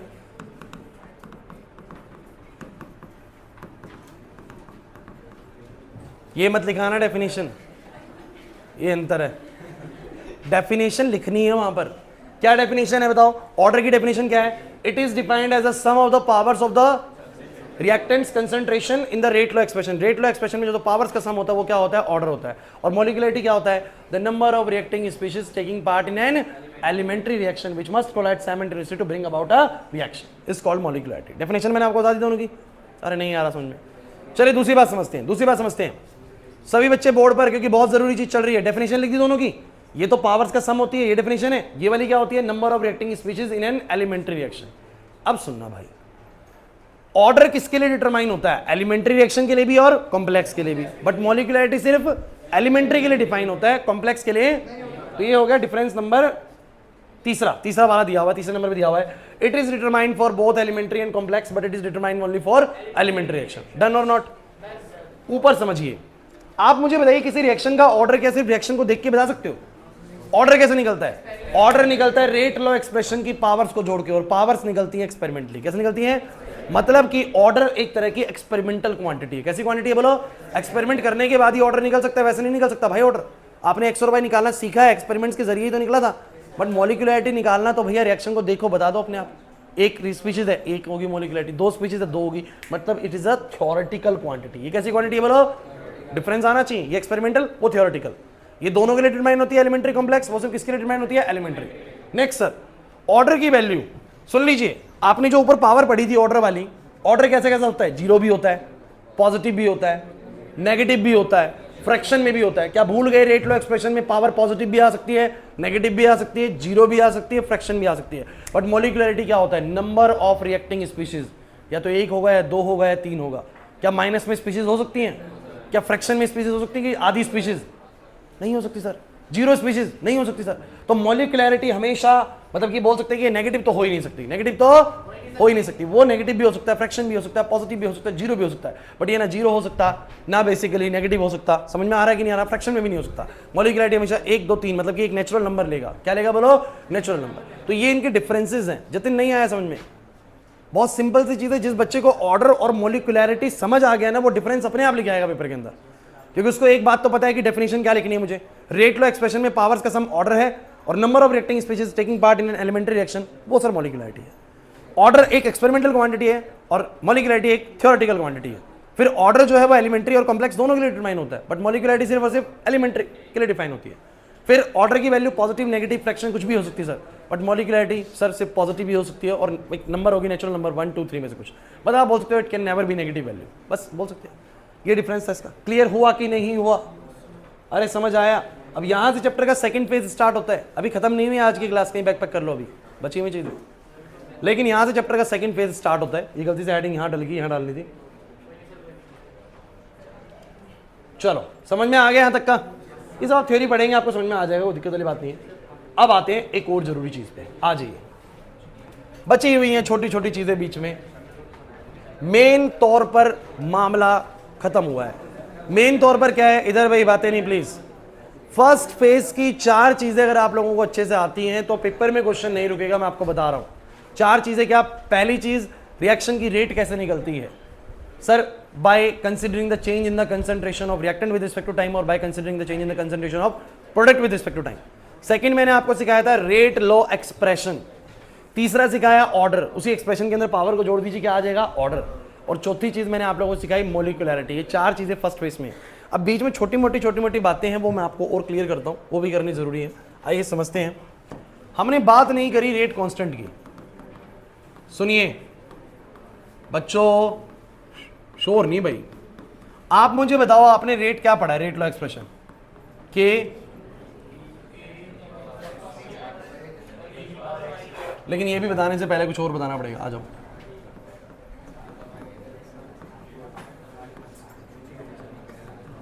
आ जाओ, क्लास इंपॉर्टेंट चीज है, बोर्ड पे सही बच्चे। रेट ऑफ रिएक्शन की क्या यूनिट होती है? आप लोग मुझे एक बात बताइए। अब देखो, ये जिन बच्चों ने शुरुआत की बिल्कुल भी क्लासेस नहीं ले रहे, थोड़ा सा फंसेंगे यहाँ पर, क्योंकि ये पहले क्लास की चीज़ है, पहली क्लास की चीज़ है। अगर आपने नहीं अटेंड करी तो दिक्कत है, वीडियो से कवर करिए उस चीज़ को, ठीक है? क्योंकि ज़्यादा मुश्किल कुछ भी नहीं है। अभी तो कुछ भी सिलेबस नहीं निकला, हमारी तीसरी चौथी क्लास है। अभी करना चाहेंगे तो इजीली हो जाएगा कवर, बाद में बहुत दिक्कत आएगी। तो जैसे आप मुझे बताओ कि कोई रिएक्शन रिएक्टेंट से प्रोडक्ट हो रही है, आप खुद सोच भी सकते हैं। वैसे मुझे पता लगाना है कि रिएक्शन कितना तेजी से चल रही है, जैसे मैंने इसका एग्जाम्पल भी आप लोगों को दिया था। मैंने बोला था कि समय 0 पर इसका अमाउंट 20 है, इसका 0 है, मतलब रिएक्टेंट 20 है और वो कितना है बोलो 0 है। और समय 5 सेकंड के बाद इसका अमाउंट 5 बचा और वो 15 बन गया, मतलब 15 यूनिट यहां से क्या हो गया, शिफ्ट हो गया। बातें नहीं एक्शन, यहां पे 15 यूनिट शिफ्ट हो गया, बस 5 ही बचा। तो एक तो रिएक्शन नंबर 1 ये है, थोड़ा सा याद कर लेते हैं, कोई दिक्कत नहीं, सबको पता लग जाएगा। और एक रिएक्शन नंबर 2 ये है। बताओ कौन सी रिएक्शन ज्यादा फास्ट है?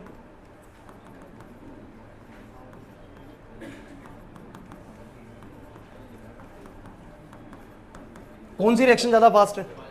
ऊपर वाली। सबको बिल्कुल ऊपर वाली दिखी, जिन्होंने क्लास अटेंड करी थी उसको भी, जिसने नहीं करी थी उसको भी, क्योंकि उसको पता लगा सर 5 सेकंड में ये 15 यूनिट बन गया और 5 सेकंड में ये मात्र कितना बना, 10 यूनिट। मतलब कुल मिला के ये बोला जा सकता है किसी रिएक्शन की रेट का अंदाजा कैसे लगता है, उसकी कंसंट्रेशन, प्रोडक्ट की कंसंट्रेशन में कितना चेंज आ रहा है विद रिस्पेक्ट टू टाइम। आप बोलेंगे 15 का चेंज 5 सेकंड में, मतलब यूं भी निकाल सकते हो 15 का चेंज 5 सेकंड में तो 3 यूनिट का चेंज 1 सेकंड में। अरे 15 का चेंज 5 सेकंड में तो 3 यूनिट चेंज हो रहा होगा हर सेकंड में। यहां पर 10 का चेंज 5 सेकंड में तो बस 2 यूनिट चेंज हो रहा है हर सेकंड में। तो इस रिएक्शन की रेट 2 की है और उस रिएक्शन की रेट 3 की है। कुछ ऐसे तो पता लगा रहे हो ना आप लोग कैसे पता लगा रहे हो ऊपर रिएक्शन फास्ट है? By considering the change in the concentration of product with respect to time. या फिर कुछ बच्चों ने देखा होगा कि रिएक्टेंट 15 यूनिट घट गया 5 सेकंड में और यहां पर सिर्फ 10 यूनिट घटा है 5 सेकंड में, तो सर इसकी रिएक्शन की रेट 2 है, इसकी रिएक्शन की रेट 3 है। मतलब समझ में आ रहा है कि आप लोग रिएक्शन की रेट कैसे निकालते थे? याद करो, रिएक्शन की रेट कैसे निकालते थे? आप लोग रेट ऑफ रिएक्शन निकालते थे by calculating the change in the concentration of reactant with respect to time. अब जो बच्चों ने नहीं करा है उनको बस माइनस समझ में नहीं आएगा, माइनस क्यों लिया है, ये माइनस मैं भी नहीं बताऊंगा बच्चों, ये वीडियो में देखना आप लोग। और by considering the change in the concentration of product with respect to time. सुन लीजिए, किसी रिएक्शन की रेट का अंदाजा कैसे लगा रहे हैं आप लोग, चाहे आपने क्लास अटेंड करी थी चाहे नहीं करी थी, आप लोगों ने खुद ऐसे ही लगाया है कि प्रोडक्ट में कितना बदलाव हो रहा है समय के साथ, मतलब चेंज कितना हो रहा है पी में with respect to time, change कितना हो रहा है आर में विद रिस्पेक्ट टू टाइम। या तो ऐसे निकालो या ऐसे निकालो, इक्वल टू लगाया मैंने दोनों के साथ। अब मैं यूनिट की बात कर रहा हूं। देखिए बच्चों, टाइम की यूनिट सबको पता है सेकंड होती है। क्या होती है? किसी को इसमें तो कोई डाउट नहीं है, ऐसा यूनिट सेकंड होती है। और जो ऊपर कंसंट्रेशन है ना, भले ही हम उसमें लीटर लिख रहे थे, बट बच्चों कंसंट्रेशन हमेशा मोल पर लीटर में होती है। किसमें होती है बोलो? अब जैसे कि मान लीजिए कि आप जितनी भी रिएक्शंस करते हैं किसमें करते हैं बोलो? एक्वस मीडियम में करते हैं। मतलब कोई भी चीज आप लोग स्पीशीज डालते हैं ना, मैंने बोलता हूं ये मेरे पास पानी है, इसके अंदर मैंने कुछ डाल रखा है। अरे ढंग से सुनना यार, ढंग से सुनना। आप जितनी भी रिएक्शंस करेंगे एक्वस मीडियम में करेंगे। मैं टेस्ट में कोई चीज देता हूं ना, देख याद करना, जब हम एक्सपेरिमेंट कभी करेंगे या पहले कभी कराए तो हमने टेस्ट में कुछ लिया, उसमें थोड़ा पानी डाला, तो अब हर एक इस चीज को, हर एक सॉल्यूशन को किसमें बनाते हैं? एक्वस सॉल्यूशन में। अब उसकी कंसंट्रेशन कैसे बताओगे? आप बताओगे ना 2 मोल पर लीटर है, भाई इसके अंदर नमक डाला है, इसके अंदर मानो नमक डाला है, तो नमक की कंसंट्रेशन कितनी है बोलो? 2 मोल पर लीटर। इसका क्या मतलब है? इसके हर लीटर पर कितने पार्टिकल हैं? NaCl के 2 मोल। 1 मोल का मतलब हमें पता है 6.022 × 10⁻23 पार्टिकल्स, तो 2 मोल का मतलब ही पता है। कोई दूसरा सॉल्यूशन में ज्यादा नमक डाला हुआ है तो उसकी कंसंट्रेशन आ गई 3 मोल पर लीटर की। सर उसके तो 1 लीटर पे 3 मोल पार्टिकल है, वो ज्यादा नमकीन टेस्ट है उसका। समझिए, means concentrations are always determined by mole per litre. कितने मोल पर लीटर है, आपको ज्यादा सोचना नहीं है, बस इतना समझना है कि कंसंट्रेशन किसमें होती है? मोल पर लीटर में। तो भैया मुझे बस इतना बता दो, अगर मैं यूनिट की बात करूं, unit of rate of reaction, तो मुझे बताओ ऊपर क्या होता है बच्चों? कंसंट्रेशन, यानी बोलो क्या? मोल पर लीटर। और नीचे बोलो क्या होता है? सेकंड। तो मुझे बताओ क्या यूनिट आएगी? बस यूनिट ऑफ रेट ही होता है बच्चों। बहुत बढ़िया,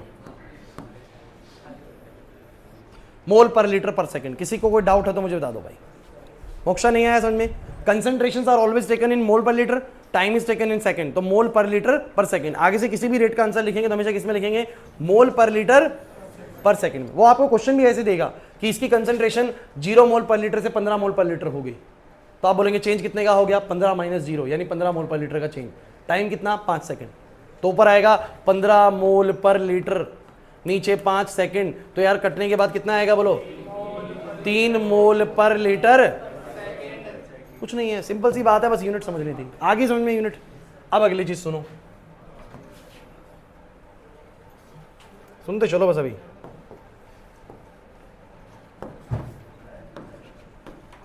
अब आता है यहां कराता हूं।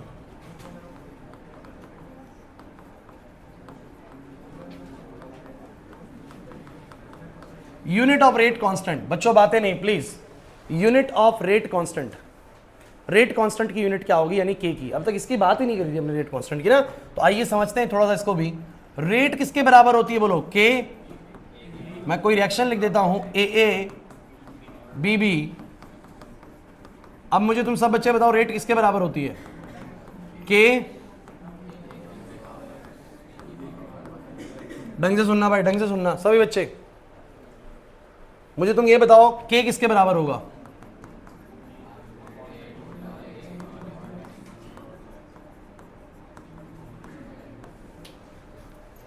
कोई दिक्कत तो नहीं है। अब थोड़ा सोचो यहां पर ध्यान से, तान्या इधर। रेट की यूनिट तुम्हें पता है क्या होती है, मोल पर लीटर पर सेकंड, क्योंकि सीके से कंसंट्रेशन अपॉन टाइम होता है, मोल पर लीटर पर सेकंड होता है। अब ये भी कंसंट्रेशन, ये भी कंसंट्रेशन है, ध्यान सुनना। इसकी भी यूनिट कंसंट्रेशन की, एक ही कंसंट्रेशन किसमें होगी, आदर्श मोल पर लीटर में। ये भी किसमें होगा, मोल पर लीटर में। मतलब मेरे कहने का मतलब कि ए हो चाहे बी हो, है तो कंसंट्रेशन ही ना, है तो। मतलब कि अगर मैं थोड़ा सा यूनिट को समझने के लिए मैं फिलहाल मान के चलूं कि ए भी कंसंट्रेशन और बी भी कंसंट्रेशन ही है, फिलहाल लेट कर लूं कि दोनों बराबर है, समझने के लिए दोनों को क्या मान लो, बराबर। ढंग से सुनना मेरी बात को यार, ए भी कंसंट्रेशन है, बी भी कंसंट्रेशन, इसकी भी यूनिट मोल पर लीटर, इसकी भी यूनिट मोल पर मीटर। फिजिकल क्वांटिटी तो सेम है ना, जो ये है वही फिजिकल क्वांटिटी वही भी, ये वाली भी है भाई। जैसे ये टाइम है तो वो भी टाइम ही है। तो मैं ये बोलूंगा कि जैसे कि ध्यान से सुनना सब बच्चे, मैंने क्या करा ना, मैंने इसको तो रेट लिखा, ढंग से सुनना, ढंग से सुनना। और इसको मैंने ए की पावर एक्स है ना, तो मैंने इस बी को भी फिलहाल ए मान लिया, क्योंकि मैंने कहा जैसे ये कंसंट्रेशन है वैसे ये भी कंसंट्रेशन है। ढंग से सुनना भाई, कैसे यूनिट बना रहे हैं। तो मैंने इसको भी ए मान लिया। प्रकाश यहां पर ध्यान दो। तो मुझे बताओ जरा, जब बेस सेम होते तो पावर क्या हो जाती है, ऐड। इसका मतलब ए की पावर क्या हो जाएगा बोलो। अब तुम सब बच्चे मुझे बस ये बताओ, रेट क्या होता है, कंसंट्रेशन अपॉन में, कंसंट्रेशन अपॉन में टाइम। दोबारा समझा दूंगा, चिंता मत करिए। रेट होता है कंसंट्रेशन अपॉन टाइम या change in concentration upon time. मुझे बताओ ये क्या है, ए क्या है, कंसंट्रेशन। ए भी तो मैं बोलूंगा 1 अपॉन में कंसंट्रेशन की पावर एक्स प्लस वाई क्या होता है, ऑर्डर। एक्स प्लस वाई क्या होता है, ढंग से सुन लीजिए। हो सकता है आपको ये स्टेप मुश्किल लगे हो, दोबारा से मैं रिपीट कर रहा हूं। आपका रेट बराबर था के ए की पावर एक्स बी की पावर वाई, के हो जाएगा रेट अपॉन में ए की पावर एक्स बी की power Y. Since it is concentration it is also concentration, तो मैंने दोनों को अभी सेम कंसंट्रेशन मानते हुए मैंने इसको भी ए ही लिख दिया। अब बेस सेम है तो पावर क्या हो जाएगी, ऐड। तो ए की पावर हो गया एक्स प्लस वाई। सबको पता है एक्स प्लस वाई क्या होता है, ऑर्डर। क्या होता है, इसको मैं एन से डिनोट कर सकता हूं। तो मैंने कहा भैया रेट तो होता ही कंसंट्रेशन अपॉन टाइम है, रेट तो होता ही कंसंट्रेशन अपॉन टाइम है, और ये भी चीज क्या होगी, कंसंट्रेशन की पावर एन।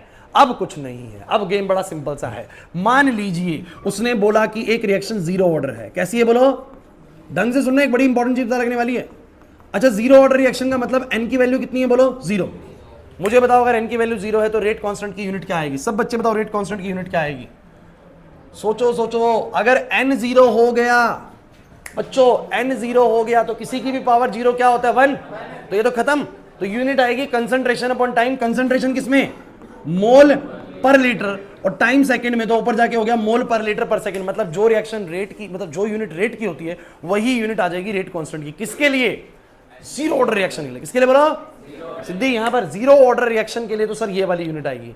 मतलब एक बड़ी मजे की बात पता लगी, सुन लो, हर ऑर्डर रिएक्शन के लिए अलग अलग यूनिट आने वाली है। सुनते चलिए, गलती मत करिए पेपर के अंदर, ये वाली ये मिस्टेक होती है यहां पर। अभी सुनो जरा, पूरी बात सुनते रहो, बात खत्म हुई नहीं अभी। अगर बात करता हूं मैं फर्स्ट ऑर्डर रिएक्शन की, मुझे सब बच्चे बताओ अगर किसी रिएक्शन का ऑर्डर फर्स्ट ऑर्डर है, मतलब कि उसका n1 आ रहा है टोटल, तो मुझे बताना उसका n हो जाएगा 1। अब अगर n को 1 रखो यहां पर, तो ये भी कंसंट्रेशन वो भी कंसंट्रेशन, कट जाएगा। अरे यार ये भी मोल पर लीटर वो भी मोल पर लीटर, पूरा कट जाएगा। क्या बचेगा, 1 अपॉन टाइम। क्या बचेगा, मतलब कि यूनिट क्या आएगी, सिर्फ पर सेकेंड। सिर्फ क्या आएगी, मतलब फर्स्ट ऑर्डर रिएक्शन की यूनिट क्या होती है, पर सेकंड। जीरो ऑर्डर रिएक्शन की यूनिट क्या होती है, मोल पर लीटर पर सेकंड। रेट कांस्टेंट की यूनिट बात कर रहा हूं, रेट की सबके लिए वही है, मोल पर लीटर पर सेकंड। बट रेट कांस्टेंट की यूनिट हर ऑर्डर रिएक्शन के लिए बोलो क्या होती है, अलग होती है। सुनते चलिए, इससे ज्यादा आगे जाएगा नहीं, सेकंड ऑर्डर तक लास्ट जाता है, वो लास्ट जाता है। अगर सेकंड ऑर्डर रिएक्शन हुआ, सब बच्चे बताओ एन की वैल्यू कितनी होगी। सब बच्चे मुझे बताओ रेट कांस्टेंट की क्या वैल्यू आएगी, यूनिट क्या आएगी। अगर ये 2 हुआ, अगर ये 2 हुआ तो एक कंसंट्रेशन से एक कंसंट्रेशन तो कट जाएगा, नीचे बचेगा एक कंसंट्रेशन। मतलब कि नीचे क्या यूनिट, मोल पर लीटर। मोल और ये सेकंड भी है। तो जब मोल पर लीटर ऊपर जाएगा तो बोलो क्या बनेगा, पर मोल। पर मोल जो पर लीटर था L की पावर -1 वो ऊपर जाके क्या बनेगा L, और जो सेकंड था वो क्या बनेगा, समझे नहीं, निकाल के दिखाऊं। अरे सर n 2 है सुमित, n 2 है तो तेरा एक कंसंट्रेशन से एक कंसंट्रेशन तो कट गया, नीचे एक कंसंट्रेशन फिर भी बच गया। तो मोल पर लीटर जब नीचे बचेगा, मोल पर लीटर जब नीचे बचेगा और ये 1/2 बचेगा, तो ये मोल ऊपर जाके पावर -1 लगाएगा, L -1 ऊपर जाके L1 लगाएगा, S की पावर -1 मिल जाएगा। ये बन गई यूनिट सेकंड ऑर्डर रिएक्शन की। बोलो क्लियर हुआ कि नहीं हुआ? मतलब क्या है सुन लीजिए सर, जीरो ऑर्डर रिएक्शन का रेट कांस्टेंट की यूनिट अलग है, फर्स्ट ऑर्डर की अलग है और सेकंड ऑर्डर की कैसे निकली वो समझ में नहीं आ रहा सर। रेट ऑफ रिएक्शन की यूनिट सबके लिए सेम है, मोल पर लीटर पर सेकंड, वो रेट सबके लिए सेम है, but rate constant her order के लिए क्या हो जाएगा, अलग हो जाएगा। रेट कांस्टेंट की वैल्यू या जो उसकी यूनिट है वो हर ऑर्डर रिएक्शन के लिए बोलो क्या होगी, अलग होगी। अब जैसे कि देख लीजिए, एक छोटी सी चीज देखनी है बस आप लोगों को, आंसर बताओ उसका। Identify the order of the reaction by the given data. आपको बस ऑर्डर बताना है रिएक्शन का इस डाटा के थ्रू। पहले वाली रिएक्शन का ऑर्डर क्या है, मतलब पहले वाली वैल्यू से क्या पता लगता है, पर मोल लीटर पर सेकंड यूनिट दिया हुआ है, यूनिट से आइडिया लगेगा। के की वैल्यू जो मर्जी हो, कोई फर्क नहीं पड़ता यार, यूनिट देख लो, पर मोल लीटर पर सेकंड, पर मोल लीटर पर सेकंड, पर मोल लीटर पर सेकंड। सर ये रिएक्शन सेकंड ऑर्डर रिएक्शन होगी। सर पर सेकंड फर्स्ट ऑर्डर रिएक्शन, कुछ सोचना ही नहीं है। मतलब कि हर ऑर्डर रिएक्शन के लिए unit of the rate constant क्या होती है, अलग होती है। तो उसकी यूनिट से आइडिया लग जाता है कि वो कौन सी ऑर्डर रिएक्शन है। समझ में आ रहा है कि नहीं आ रहा? तो ये उल्टा भी क्वेश्चन पूछ लेते हैं, तो के की वैल्यू देखिए आप लोगों को ये पूछा जाता है। समझ में आ गया ये वाली चीज? कोई डाउट इसके अंदर? सोच लो, किसी बच्चे को इसमें कोई दुविधा हो। ये देखो यहाँ पर कैलकुलेशन समझाइए, n0 के लिए क्या आएगा, 1 के लिए क्या आएगा, 2 के लिए क्या आएगा, वो आप कर लेंगे, आपको समझ में आ जाएगा। देख लो ये सारा पैटर्न। तो ये दो यूनिट वाली बातें छूटी हुई थी, तो रेट की यूनिट सबको समझ में आ गई, कंसंट्रेशन अपॉन टाइम यानी मोल पर लीटर अपॉन सेकंड, तो मोल पर लीटर पर सेकंड, और के की वैल्यू समझ में आ गई। डन और नॉट? तो फिर ये लगभग सब खत्म है, लेकिन एक तरह के न्यूमेरिकल है वो मैं चलो अब नहीं कराऊंगा, अब ज़्यादा हो जाएगा अगर मैं कराऊंगा तो। तेरा तो कभी भी ज़्यादा हो जाएगा भाई, वो नहीं अभी नहीं कराऊंगा, वो मैं अगली में कराऊंगा,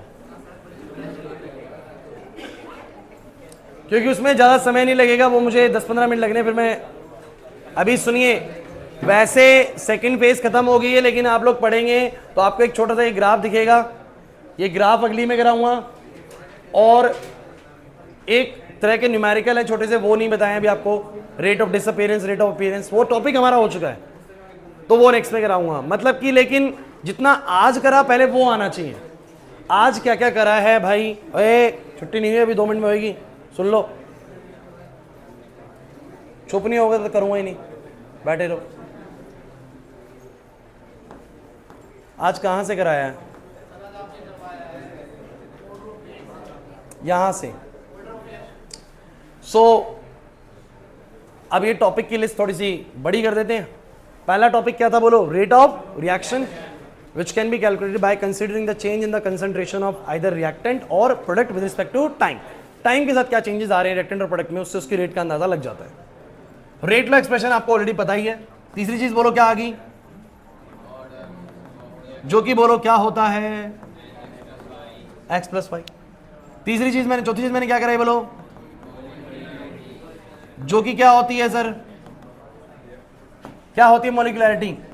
सर एक ऐसी रिएक्शन जो एलिमेंट्री रिएक्शन है, मतलब कि एक ऐसी रिएक्शन जिसमें सारे रिएक्टिंग स्पीशीज एक साथ कोलाइड कर गए हैं, एक साथ कोलाइड कर गए, तो वो जितने भी रिएक्टिंग स्पीशीज जो साइमल्टेनियसली कोलाइड करके रिएक्शन को दे जाते हैं वो उसकी क्या होती है, मॉलिक्यूलरिटी।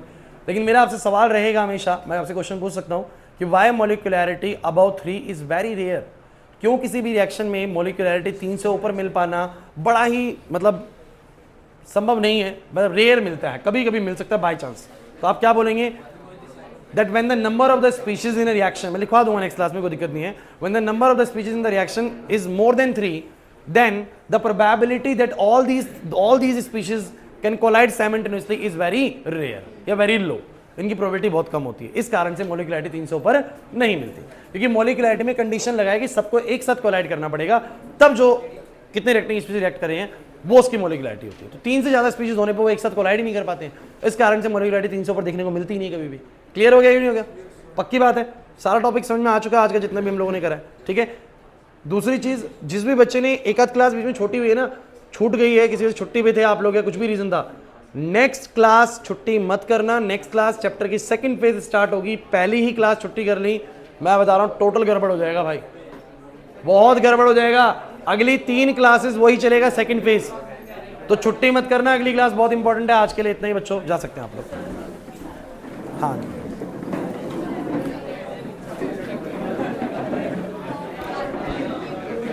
अंश समझ में आ रहा है?